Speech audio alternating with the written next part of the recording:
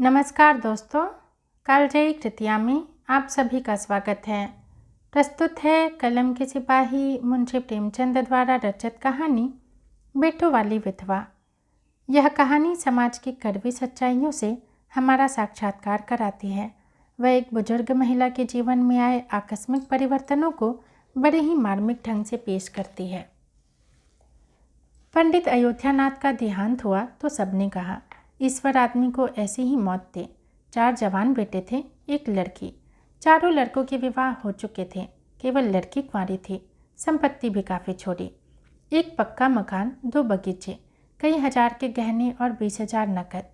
विधवा फूलमती को वह शौक तो हुआ और कई दिन तक वह बेहाल रही, लेकिन जवान बेटों को सामने देखकर उसे ढांढस हुआ। चारों लड़के एक से एक सुशील, चारों बहुएं एक से एक बढ़कर आज्ञाकारिणी।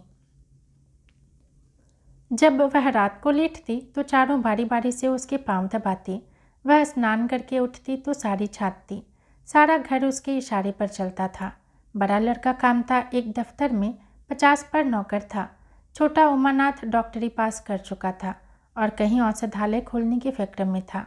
तीसरा दयानाथ बीए में फेल हो गया था और पत्रिकाओं में लेख लिखकर कुछ न कुछ कमा लेता था। चौथा सीतानाथ चारों में सबसे कुशाग्र और होनहार था और अब की साल बीए प्रथम श्रेणी में पास करके एमए की तैयारी में लगा हुआ था। किसी लड़के में वह दुर्व्यसन, वह छैलापन, वह लुटाऊपन न था जो माता पिता को झलाता और कुल मर्यादा को डुबोता है। फूलमती घर की मालकिन थी, गो की कुंजिया बड़ी बहू के पास रहती थी।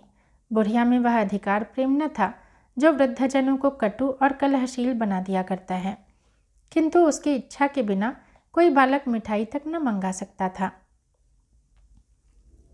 संध्या हो गई थी। पंडित को मरे आज 12वां दिन था। कल 13 है। ब्रह्म भोज होगा, बिरादरी के लोग निमंत्रित होंगे। उसी की तैयारियां हो रही थीं। फूलमती अपनी कोठरी में बैठी देख रही थी कि पल्लेदार बोरे में आटा लाकर रख रहे हैं, घी के टिन आ रहे हैं, शाक भाजी के टोकरे, शक्कर की बोरियां, दही के मटके चले आ रहे हैं। महापात्र के लिए दान की चीज़ें लाई गई, बर्तन, कपड़े, पलंग, बिछावन, छाते, जूते, छड़िया, लालटेनें आदि, किंतु फूलमती को कोई चीज़ नहीं दिखाई गई। नियमानुसार ये सब सामान उसके पास आने चाहिए थे। वह प्रत्येक वस्तु को देखती, उसे पसंद करती, उसकी मात्रा में कमी बेशी का फैसला करती, तब इन चीज़ों को भंडारे में रखा जाता। क्यों उसे दिखाने और उसकी राय लेने की ज़रूरत नहीं समझी गई? अच्छा, वह आटा 3 ही बोरा क्यों आया? उसने तो 5 बोरों के लिए कहा था। घी भी 5 ही कनस्तर है, उसने तो 10 कनस्तर मंगवाए थे। इसी तरह शाक भाजी, शक्कर, दही आदि में भी कमी की गई होगी। किसने उसके हुक्म में हस्तक्षेप किया? जब उसने एक बात तय कर दी तब किसे उसको घटाने बढ़ाने का अधिकार है? आज 40 वर्षों से घर के प्रत्येक मामले में फूलमती की बात सर्वमान्य थी। उसने 100 कहा तो 100 खर्च किए गए, 1 कहा तो 1। किसी ने मीन मेख न की। यहाँ तक कि पंडित अयोध्यानाथ भी उसकी इच्छा के विरुद्ध कुछ न करते थे, पर आज उसकी आंखों के सामने प्रत्यक्ष रूप से उसके हुक्म की उपेक्षा की जा रही है। इसे वह क्यों कर स्वीकार कर सकती? कुछ देर तक तो वह जब तक ये बैठी रही, पर अंत में न रहा गया। स्वायत्त शासन उसका स्वभाव हो गया था। वह क्रोध में भरी हुई आई और कामतानाथ से बोली, क्या आटा 3 ही बोरे लाए? मैंने तो 5 बोरे के लिए कहा था और घी भी 5 ही टिन मंगवाया। तुम्हें याद है मैंने 10 कनस्तर कहा था। किफ़ायत को मैं बुरा नहीं समझती, लेकिन जिसने यह कुआं खोदा उसी की आत्मा पानी को तरसे, यह कितनी लज्जा की बात है। कामतानाथ ने क्षमा याचना न की, अपनी भूल स्वीकार न की, लज्जित भी नहीं हुआ। 1 मिनट तो विद्रोही भाव से खड़ा रहा, फिर बोला, हम लोगों की सलाह 3 ही बोरों की हुई और 3 बोरे के लिए 5 टिन घी काफ़ी था। इसी हिसाब से और चीज़ें भी कम कर दी गई हैं। फूलमती उग्र होकर बोली, किसकी राय से आटा कम किया गया? हम लोगों की राय से। तो मेरी राय कोई चीज़ नहीं है। है क्यों नहीं, लेकिन अपना हानि लाभ हम भी तो समझते हैं। फूलमती हक्का बक्का होकर उसका मुंह ताकने लगी। इस वाक्य का आशय उसकी समझ में न आया। अपना हानि लाभ? अपने घर में हानि लाभ के जिम्मेदार वह आप है। दूसरों को, चाहे वे उसके पेट के जन्मे पुत्र ही क्यों न हो, उसके कामों में हस्तक्षेप करने का क्या अधिकार? यह लौंडा तो इस ढिठाई से जवाब दे रहा है, मानो घर उसी का है। उसी ने मर मर कर गृहस्थी जोड़ी है। मैं तो गैर हूँ। जरा इसकी हिकड़ी तो देखो। उसने तमतमाए हुए मुख से कहा, मेरे हानि लाभ के जिम्मेदार तुम नहीं हो। मुझे अख्तियार है, जो उचित समझूं वह करूं। अभी जाकर 2 बोरे आटा और 5 टिन घी और लाओ, और आगे के लिए खबरदार जो किसी ने मेरी बात काटी। अपने विचार से उसने काफ़ी तंबीह कर दी थी। शायद इतनी कठोरता अनावश्यक थी। उसे अपनी उग्रता पर खेद हुआ। लड़के ही तो हैं, समझे होंगे कुछ किफ़ायत करनी चाहिए। मुझसे इसलिए न पूछा होगा कि अम्मा तो खुद हर एक काम में किफ़ायत किया करती है।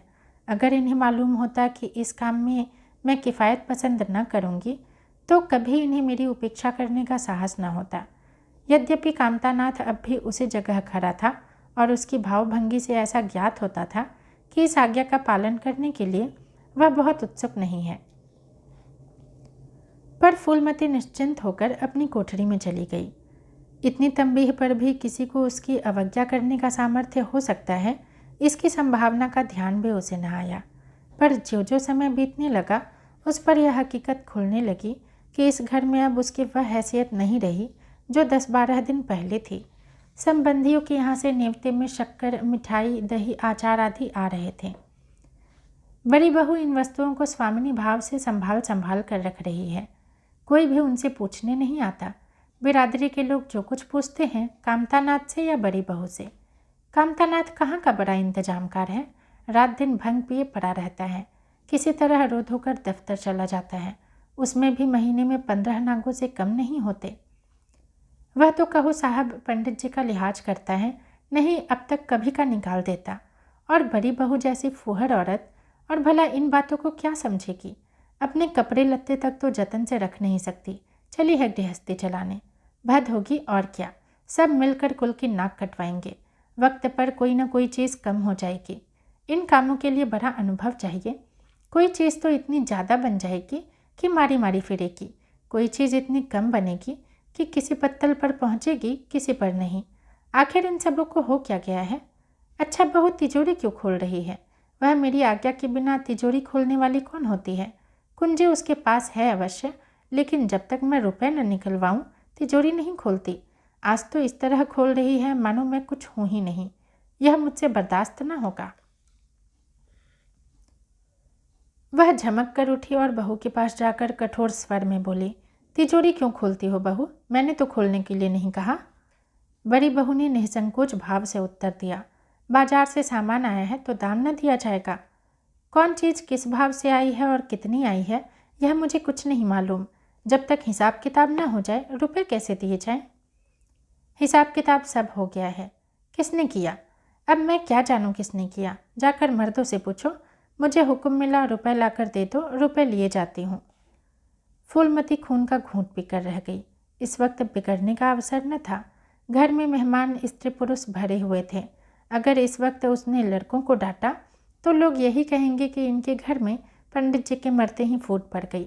दिल पर पत्थर रखकर फिर अपनी कोठरी में चली आई। जब मेहमान विदा हो जाएंगे तब वह एक एक की खबर लेगी। तब देखेगी कौन उसके सामने आता है और क्या कहता है। इनकी सारी चौकड़ी भुला देगी। किंतु कोठरी के एकांत में भी वह निश्चिंत न बैठी थी। सारी परिस्थिति को गिद्ध दृष्टि से देख रही थी। कहाँ सत्कार का कौन सा नियम भंग होता है, कहाँ मर्यादाओं की उपेक्षा की जाती है। भोज आरंभ हो गया। सारी बिरादरी एक साथ पंगतों में बिठा दी गई। आंगन में मुश्किल से 200 आदमी बैठ सकते हैं। ये 500 आदमी इतनी सी जगह में कैसे बैठ जाएंगे। क्या आदमी के ऊपर आदमी बिठाए जाएंगे। 2 पंगतों में लोग बिठाए जाएंगे। 2 पंगतों में लोग बिठाए जाते तो क्या बुराई हो जाती। यही तो होता कि 12 बजे की जगह भोज 2 बजे समाप्त होता। मगर यहाँ तो सबको सोने की जल्दी पड़ी हुई है। किसी तरह यह बला सिर से टले और चैन से सोएं। लोग कितने सटकर बैठे हुए हैं कि किसी को हिलने की भी जगह नहीं। पत्तल एक पर एक रखे हुए हैं। पूरियाँ ठंडी हो गई हैं। लोग गरम गरम मांग रहे हैं। मैदे की पूरियाँ ठंडी होकर चिमड़ी हो जाती हैं। इन्हें कौन खाएगा। रसोइये को कढ़ाव पर से न जाने क्यों उठा दिया गया। यही सब बातें नाक खटाने की है। सहसा शोर मचा। तरकारियों में नमक नहीं। बड़ी बहू जल्दी जल्दी नमक पीसने लगी। फूलमती क्रोध के मारे ओठ चबा रही थी, पर इस अवसर पर मुँह न खोल सकती थी। बारे नमक पिसा और पत्तलों पर डाला गया। इतने में फिर शोर मचा। पानी गर्म है, ठंडा पानी लाओ। ठंडे पानी का कोई प्रबंध न था, बर्फ भी न मंगाई थी। आदमी बाजार दौड़ाया गया, मगर बाजार में इतनी रात गए बर्फ कहाँ। आदमी खाली हाथ लौट आया। मेहमानों को वही नल का गर्म पानी पीना पड़ा। फूलमती का बस चलता तो लड़कों का मुंह नोच लेती। ऐसी छिछालीदर उसके घर में कभी न हुई थी। उस पर सब मालिक बनने के लिए मरते हैं। बर्फ जैसी जरूरी चीज़ मंगवाने की भी किसी को सुधि न रही। सुधि कहाँ से रहे, जब किसी को गप लड़ाने से फुर्सत मिले। मेहमान अपने दिल में क्या कहेंगे कि चले हैं बिरादरी को भोज देने और घर में बर्फ तक नहीं। अच्छा, फिर यह हलचल क्यों मच गई? अरे लोग पंगत से उठे जा रहे हैं, क्या मामला है? फूलमती उदासीन न रह सकी। कोठरी से निकलकर बरामदे में आई और कामता नाथ से पूछा, क्या बात हो गई लल्ला, लोग उठे क्यों जा रहे हैं? कामता ने कोई जवाब न दिया, वहाँ से खिसक गया। फूलमती झुंझला कर रह गई। सहसा कहारिन मिल गई। फूलमती ने उससे भी वही प्रश्न किया। मालूम हुआ किसी के शोरबे में मरी हुई चूहिया निकल आई। फूलमती चित्रलिखित सी वहीं खड़ी रह गई। भीतर ऐसा उबाल उठा कि दीवार से सिर टकरा ले। अभागे भोज का प्रबंध करने चले थे। इस फुहरपन की भी कोई हद है। कितने आदमियों का धर्म सत्यानाश हो गया, फिर पंगत क्यों न उठ जाए? आंखों से देखकर अपना धर्म कौन गवाएगा? हाँ, किया धरा सब मिट्टी में मिल गया। सैकड़ों रुपए पर पानी फिर गया। बदनामी हुई वह अलग। मेहमान उठ चुके थे। पत्तलों पर खाना ज्यों का त्यों पड़ा हुआ था। चारों लड़के आंगन में लिच्चत खड़े थे। एक दूसरे को इल्जाम दे रहा था। बड़ी बहू अपनी देवरानियों पर बिगड़ रही थी। देवरानियाँ सारा दोष कुमुद के सिर डालती थी। कुमुद खड़ी रो रही थी। उसी वक्त फूलमती झल्लाई हुई आकर बोली, मुँह में कालिख लगी कि नहीं, या अभी कुछ कसर बाकी है? डूब मरो सबके सब चुल्लू भर पानी में।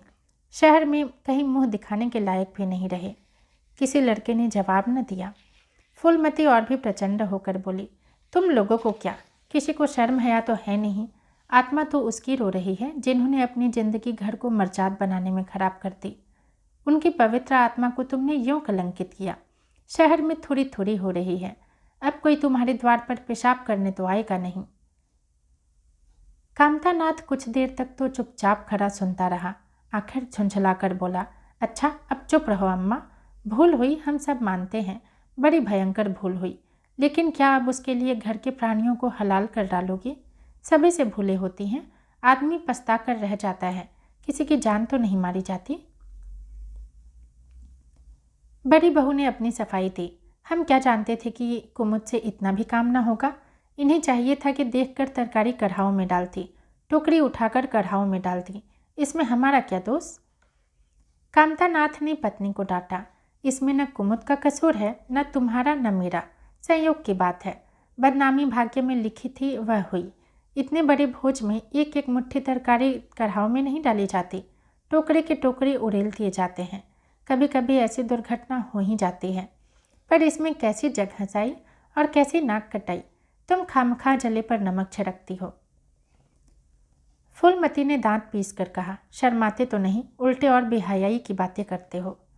कांता ने निसंकोच होकर कहा, शर्माऊं क्यों, किसी की चोरी की है? चीनी में चींटे और आटे में घुन यह नहीं देखे जाते। पहले हमारी निगाह न पड़ी, बस यही बात बिगड़ गई, नहीं चुपके से चूहिया निकाल कर फेंक देते, किसी को खबर तक न होती। फूलमती ने चकित होकर कहा, क्या कहता है, मरी चूहिया खिलाकर सबका धर्म बिगाड़ देता? कामता हंसकर बोला, क्या पुराने जमाने की बातें करती हो अम्मा, इन बातों से धर्म नहीं जाता। यह धर्मात्मा लोग जो पत्तल पर से उठ गए हैं, इनमें ऐसा कौन है जो भेड़ बकरी का मांस न खाता हो? तालाब के कछुए और घोंघे तक तो किसी से बचते नहीं, जरा से चूहिया में क्या रखा था? फूलमती को ऐसा प्रतीत हुआ कि अब प्रलय आने में बहुत देर नहीं है। जब पढ़े लिखे आदमियों के मन में ऐसे अधार्मिक भाव आने लगे तो फिर धर्म की भगवान ही रक्षा करे। अपना सब मुँह लेकर चली गई। 2 महीने गुजर गए। रात का समय है। चारों भाई दिन के काम से छुट्टी पाकर कमरे में बैठे गपशप कर रहे हैं। बड़ी बहू भी षड्यंत्र में शरीक है। कुमुद के विवाह का प्रश्न छिड़ा हुआ है। कामतानाथ ने मसनद पर टेक लगाते हुए कहा, दादा की बात दादा के साथ गई। मुरारी पंडित विद्वान भी है और कुलीन भी होंगे, लेकिन जो आदमी अपनी विद्या और कुलीनता को रुपयों पर बेचे वह नीच है। ऐसे नीच आदमी के लड़के से हम कुमुद का विवाह सेत में भी न करेंगे। 5,000 दहेज तो दूर की बात है। उसे बताओ धता और किसी दूसरे वर की तलाश करो। हमारे पास कुल 20,000 ही तो हैं। एक एक हिस्से में 5-5 हजार आते हैं। 5,000 दहेज में दे दे और 5,000 नेक न्योछावर बाजे गाजे में उड़ाते तो फिर हमारी तो बधिया ही बैठ जाएगी। उमानाथ बोले, मुझे अपना औषधालय खोलने के लिए कम से कम 5,000 की ज़रूरत है। मैं अपने हिस्से में से एक पाई भी नहीं दे सकता। फिर खुलते ही आमदनी तो होगी नहीं, कम से कम साल भर घर से खाना पड़ेगा। दयानाथ एक समाचार पत्र देख रहे थे। आंखों से ऐनक उतारते हुए बोले, मेरा विचार भी एक पत्र निकालने का है। प्रेस और पत्र में कम से कम 10,000 की कैपिटल चाहिए। 5,000 मेरे रहेंगे तो कोई न कोई साझेदार 5,000 का मिल जाएगा। पत्रों में लेख लिखकर मेरा निर्वाह नहीं हो सकता।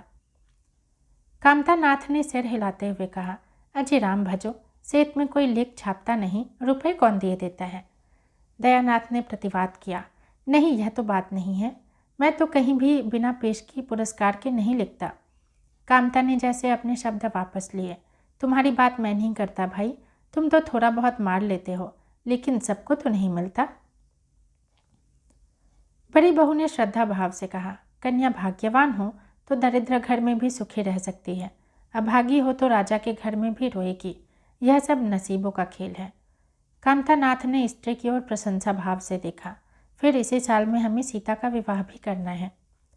सीतानाथ सबसे छोटा था। सिर झुकाए भाइयों की स्वार्थ भरी बातें सुन सुनकर कुछ कहने के लिए उतावला हो रहा था। अपना नाम सुनते ही बोला, मेरे विवाह की आप लोग चिंता न करें। मैं जब तक किसी धंधे में न लग जाऊंगा विवाह का नाम भी न लूँगा। और सच पूछिए तो मैं विवाह करना नहीं चाहता। देश को इस समय बालकों की ज़रूरत नहीं, काम करने वालों की ज़रूरत है। मेरे हिस्से के रुपए आप कुमुद के विवाह में खर्च करते। सारी बातें तय हो जाने के बाद यह उचित नहीं कि पंडित मुरारी लाल से संबंध तोड़ लिया जाए। उमा ने तीव्र स्वर में कहा, 10,000 कहाँ से आएंगे। सीता ने डरते हुए कहा, मैं तो अपने हिस्से के रुपए देने को कहता हूँ। और शेष मुरारी लाल से कहा जाए कि दहेज में कुछ कमी करते। वह इतने स्वार्थांध नहीं है कि इस अवसर पर कुछ बल खाने को तैयार न हो जाए। अगर वह 3,000 में संतुष्ट हो जाए तो 5,000 में विवाह हो सकता है। उमा ने कामतानाथ से कहा, सुनते हैं भाई साहब इनकी बातें। दयानाथ बोल उठे, तो इसमें आप लोगों का क्या नुकसान है। यह अपने रुपए दे रहे हैं, खर्च कीजिए। मुरारी पंडित से हमारा कोई बैर नहीं है।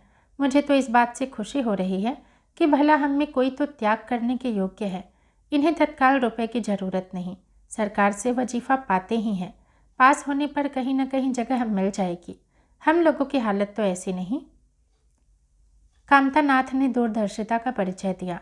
नुकसान की एक ही कही, हम में से एक को कष्ट हो तो क्या और लोग बैठे देखेंगे। यह अभी लड़के हैं, इन्हें क्या मालूम समय पर 1 रुपया 1 लाख का काम करता है। कौन जानता है कल इन्हें विलायत जाकर पढ़ने के लिए सरकारी वजीफा मिल जाए या सिविल सर्विस में आ जाए। उस वक्त सफ़र की तैयारियों में 4-5 हज़ार लग जाएंगे। तब किसके सामने हाथ फैलाते फिरेंगे। मैं यह नहीं चाहता कि दहेज के पीछे इनकी जिंदगी नष्ट हो जाए। इस तर्क ने सीतानाथ को भी तोड़ लिया। सकुचाता हुआ बोला, हाँ यदि ऐसा हुआ तो बेशक मुझे रुपए की ज़रूरत होगी। क्या ऐसा होना असंभव है।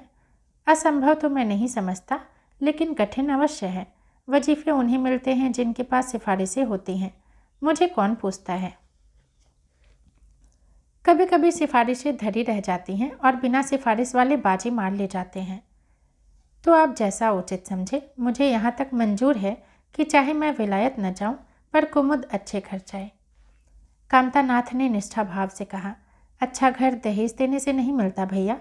जैसा तुम्हारी भाभी ने कहा, यह नसीबों का खेल है। मैं तो चाहता हूँ कि मुरारी लाल को जवाब दे दिया जाए और कोई ऐसा वर खोजा जाए जो थोड़े में राजी हो जाए। इस विवाह में मैं 1,000 से ज़्यादा खर्च नहीं कर सकता। पंडित दीनदयाल कैसे हैं।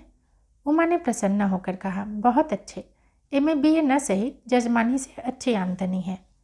दयानाथ ने आपत्ति की, अम्मा से भी तो पूछ लेना चाहिए। कामतानाथ को इसकी कोई ज़रूरत न मालूम हुई। बोले, उनकी तो जैसे बुद्धि ही भ्रष्ट हो गई है। वही पुराने युग की बातें मुरारी लाल के नाम पर उधार खाए बैठी हैं। यह नहीं समझती कि वह जमाना नहीं रहा। उनको तो बस कुमुद मुरारी पंडित के घर जाए, चाहे हम लोग तबाह हो जाएं। उमा ने एक शंका उपस्थित की। अम्मा अपने सब गहने कुमुद को दे देंगी, देख लीजिएगा। कामतानाथ का स्वार्थ नीति से विद्रोह न कर सका। बोले, गहनों पर उनका पूरा अधिकार है, यह उनका स्त्री धन है, जिसे चाहे दे सकती हैं। उमा ने कहा, स्त्री धन है तो क्या वह उसे लुटा देंगी? आखिर वह भी तो दादा की ही कमाई है। किसी की कमाई हो, स्त्री धन पर उसका पूरा अधिकार है। यह कानूनी गोरख धंधे हैं। 20,000 में तो 4 हिस्सेदार हो और 10,000 के गहने अम्मा के पास रह जाएं। देख लेना, इन्हीं के बल पर वह कुमुद का विवाह मुरारी पंडित के घर करेंगी। उमानाथ इतनी बड़ी रकम को इतनी आसानी से नहीं छोड़ सकता। वह कपट नीति में कुशल है। कोई कौशल रच कर माता से सारे गहने ले लेगा। उस वक्त तक कुमुद के विवाह की चर्चा करके फूलमती को भड़काना उचित नहीं। कामतानाथ ने सिर हिलाकर कहा, गहने 10,000 से कम के न होंगे। कामतानाथ अविचलित स्वर में बोले, कितने ही के हों, मैं अनीति में हाथ नहीं डालना चाहता। तो आप अलग बैठिए, हाँ, बीच में बाजी न मारिएगा। मैं अलग रहूँगा और तुम सीता, मैं भी अलग रहूँगा। लेकिन जब दयानाथ से यही प्रश्न किया गया तो वह उमानाथ से सहयोग करने को तैयार हो गया। 10,000 में 2,500 उसके तो होंगे ही। इतनी बड़ी रकम के लिए यदि कुछ कौशल करना भी पड़े तो क्षम्य है। फूलमती रात का भोजन करके लेटी थी कि उमा और दया उसके पास जाकर बैठ गए। दोनों ऐसा मुंह बनाए हुए थे मानो कोई भारी विपत्ति आ पड़ी है। फूलमती ने सशंक होकर पूछा, तुम दोनों घबराए हुए मालूम होते हो? उमा ने सिर खुजलाते हुए कहा, समाचार पत्रों में लेख लिखना बड़े जोखिम का काम है अम्मा। कितना ही बचकर लिखो, लेकिन कहीं न कहीं पकड़ हो ही जाती है। दयानाथ ने एक लेख लिखा था, उस पर 5,000 की जमानत मांगी गई है।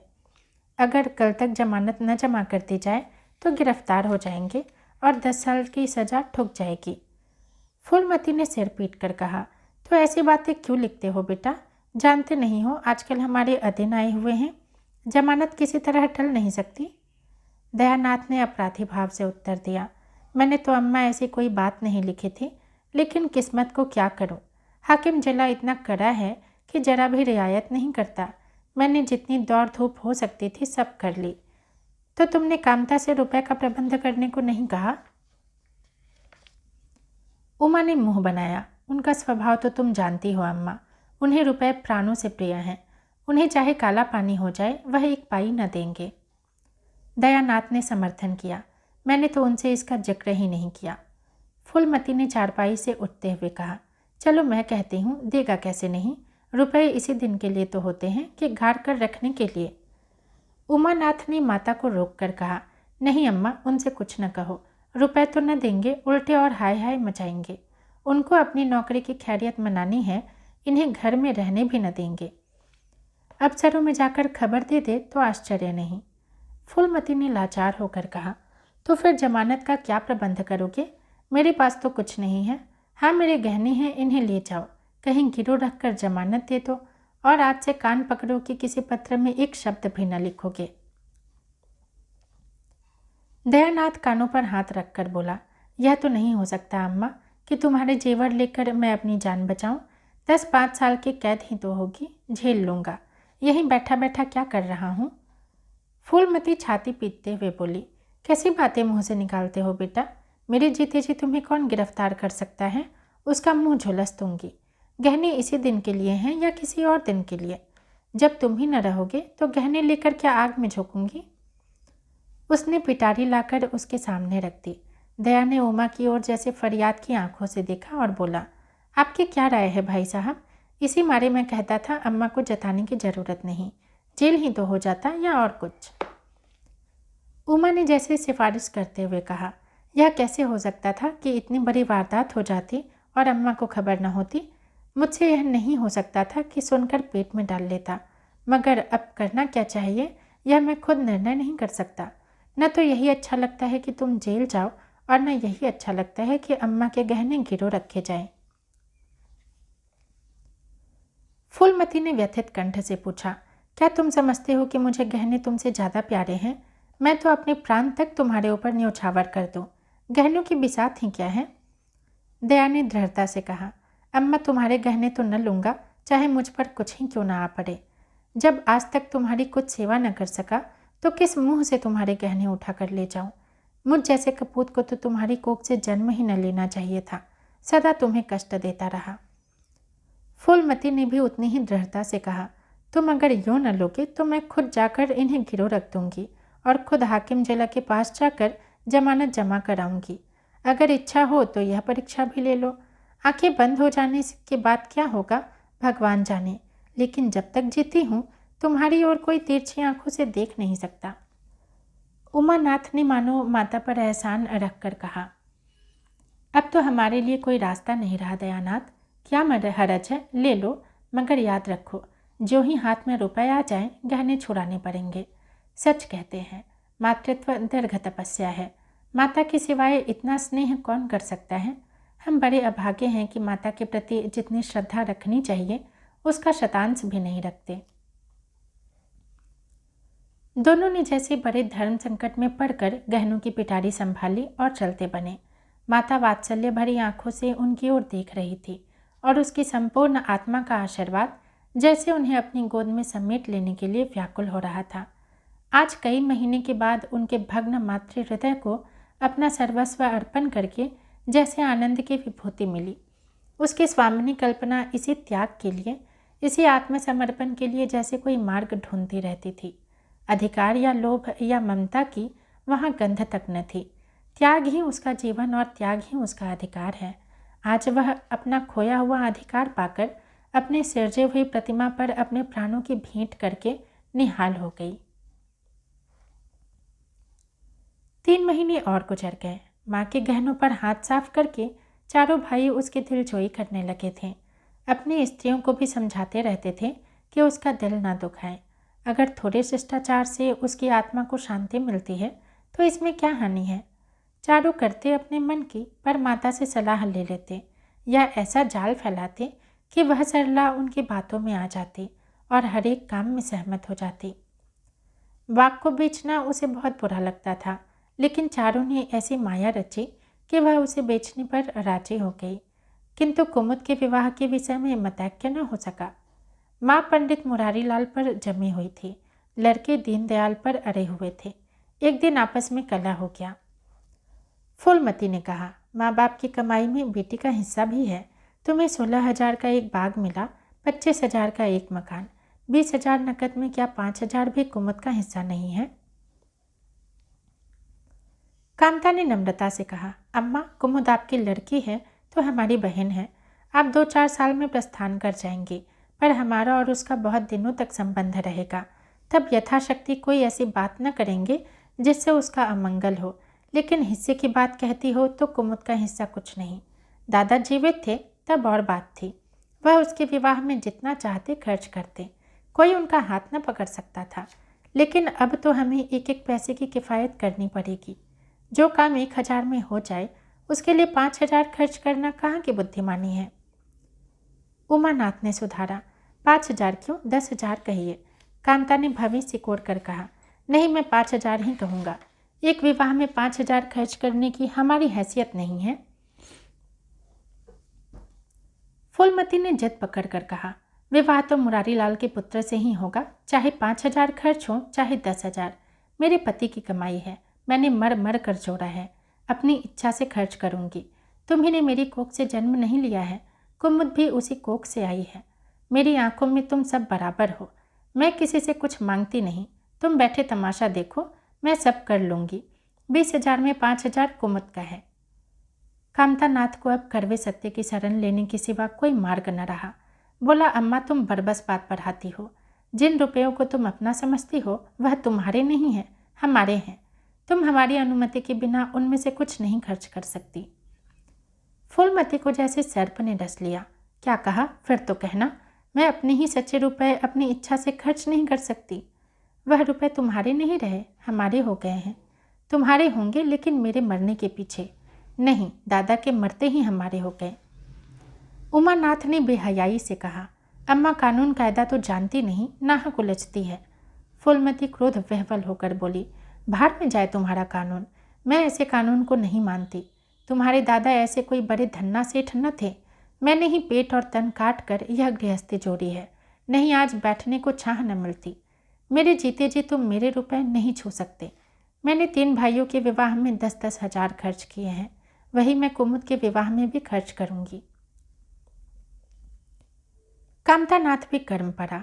आपको कुछ भी खर्च करने का अधिकार नहीं है। उमानाथ ने बड़े भाई को डांटा। आप खामखा अम्मा के मुंह लगते हैं भाई साहब। मुरारी लाल को पत्र लिख दीजिए कि तुम्हारे यहाँ कुमुद का विवाह न होगा, बस छुट्टी हुई। यह कायदा कानून तो जानती नहीं, व्यर्थ की बहस करती है। फूलमती ने संयमित स्वर में कहा, अच्छा क्या कानून है, जरा मैं भी सुनो। उमा ने निरीह भाव से कहा, कानून यही है कि बाप के मरने के बाद जायदाद बेटों की हो जाती है, माँ का हक केवल रोटी कपड़े का है। फूलमती ने तड़प कर पूछा, किसने यह कानून बनाया है? उमा शांत स्थिर भाव से बोला, हमारे ऋषियों ने, महाराज मनु ने, और किसने? फूलमती एक क्षण अवाक होकर आहत कंठ से बोली, तो इस घर में मैं तुम्हारे टुकड़ों पर पड़ी हुई हूँ। उमानाथ ने न्यायाधीश की निर्ममता से कहा, तुम जैसा समझो। फूलमती की संपूर्ण आत्मा मानो इस वज्रपात से चित्कार करने लगी। उसके मुख से जलती हुई चिंगारियों की भांति यह शब्द निकल पड़े, मैंने घर बनवाया, मैंने संपत्ति जोड़ी, मैंने तुम्हें जन्म दिया, पाला, और आज मैं इस घर में गैर हूँ। मनु का यही कानून है और तुम उसी कानून पर चलना चाहते हो। अच्छी बात है, अपना घर द्वार लो, मुझे तुम्हारी आश्रिता बनकर रहना स्वीकार नहीं। इससे कहीं अच्छा है कि मर जाऊं। वाह रे अंधेर, मैंने पेड़ लगाया और मैं ही उसकी छाह में खड़ी नहीं हो सकती। अगर यही कानून है तो इसमें आग लग जाए। चारों युवकों पर माता के इस क्रोध और आतंक का कोई असर न हुआ। कानून का फौलादी कवच उनकी रक्षा कर रहा था। इन कांटों का उन पर क्या असर हो सकता था? जरा देर में फूलमती उठकर चली गई। आज जीवन में पहली बार उसका वात्सल्य भग्न मातृत्व अभिशाप बनकर उसे धिक्कारने लगा। जिस मातृत्व को उसने जीवन की विभूति समझा था, जिसके चरणों पर वह सदैव अपनी समस्त अभिलाषाओं और कामनाओं को अर्पित करके अपने को धन्य मानती थी, वही मातृत्व आज उसे अग्निकुंड सा जान पड़ा, जिसमें उसका जीवन जलकर भस्म हो रहा था। संध्या हो गई थी। द्वार पर नीम का वृक्ष सिर झुकाए निस्तब्ध खड़ा था, मानो संसार की गति पर क्षुब्ध हो रहा हो। अस्तांचल की ओर प्रकाश और जीवन का देवता फूलमती के मातृत्व की ही भांति अपनी चिता में जल रहा था। फूलमती अपने कमरे में जाकर लेटी तो उसे मालूम हुआ उसकी कमर टूट गई है। पति के मरते ही अपने पेट के लड़के उसके शत्रु हो जाएंगे, उसको स्वप्न में भी गुमान न था। जिन लड़कों को उसने अपना हृदय रक्त पिला पिला कर पाला, वही आज उसके हृदय पर यूं आघात कर रहे हैं। अब वह घर उसे कांटों की सेज लग रहा था। जहाँ उसके कुछ कद्र नहीं, कुछ गिनती नहीं, वहाँ अनाथों की भांति पड़ी रोटियां खाए, यह उसकी अभिमानी प्रकृति के लिए असह्य था। पर उपाय ही क्या था? वह लड़कों से अलग होकर रहे भी तो नाक किसकी कटेगी? संसार उसे थूके तो क्या और लड़कों को थूके तो क्या, बदनामी तो उसी की है। दुनिया यही तो कहेगी कि 4 जवान बेटों के होते बुढ़िया अलग पड़ी हुई मजूरी करके पेट पाल रही है। जिन्हें उसने हमेशा नीच समझा, वही उस पर हंसेंगे। नहीं, इस अपमान, इस अनादर से कहीं ज़्यादा हृदय विदारक था। अब अपना और घर का पर्दा ढका रहने में ही कुशल है। हाँ, अब उसे अपने को नई परिस्थितियों के अनुकूल बनाना पड़ेगा। समय बदल गया है। अब तक स्वामिनी बनकर रही, अब लौंडी बनकर रहना पड़ेगा। ईश्वर की यही इच्छा है। अपने बेटों की बातें और लातें गैरों की बातों और लातों की अपेक्षा फिर भी गनीमत है।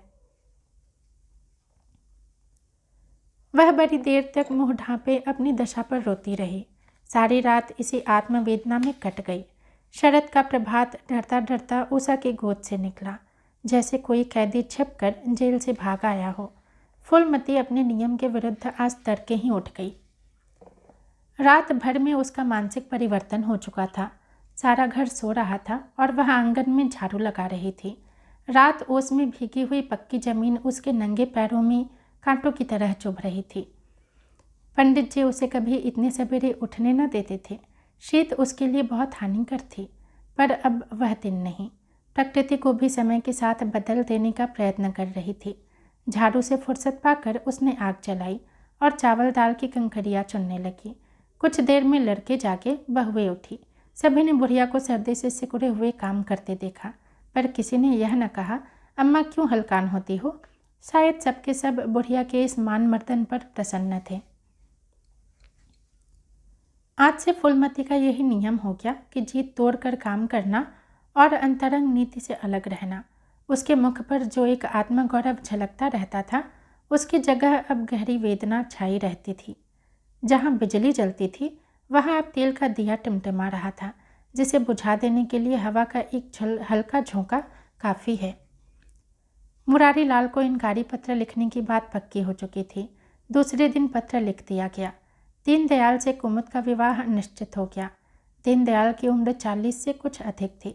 मर्यादा में भी कुछ हेठे थे, पर दाल रोटी में खुश थे।